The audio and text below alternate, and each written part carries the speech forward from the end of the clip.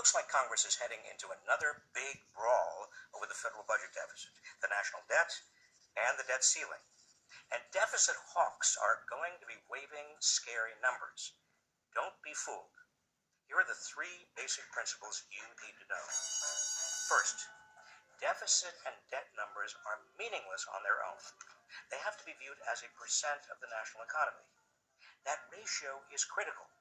As long as the yearly deficit continues to drop as a percent of the national economy, as it's been doing for several years now, we can more easily pay what we owe.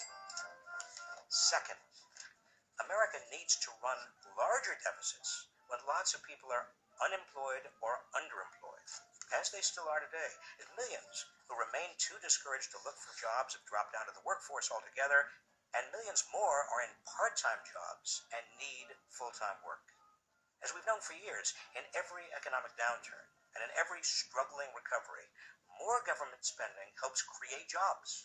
Teachers, firefighters, police officers, social workers, also people to rebuild roads and bridges and parks, and those jobs and that spending multiplies through the economy. Doing the opposite, cutting back spending when a lot of people are still out of work, as Congress has done with the sequester, as much of Europe has done, causes economies to slow or even shrink, which makes the deficit larger in proportion.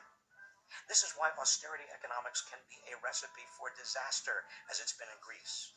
Creditors and institutions worried about Greece's debt forced it to cut spending.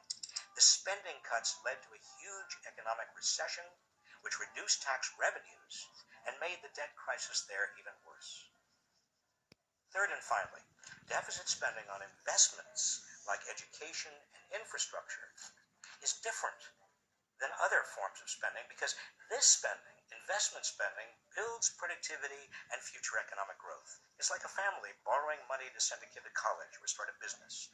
If the likely return on the investment exceeds the borrowing costs, it should be done. Keep these three principles in mind, and you won't be fooled by scare tactics of the deficit hawks. And you'll understand why we have to end the sequester, put more people to work, and increase rather than decrease spending on vital public investments like education and infrastructure.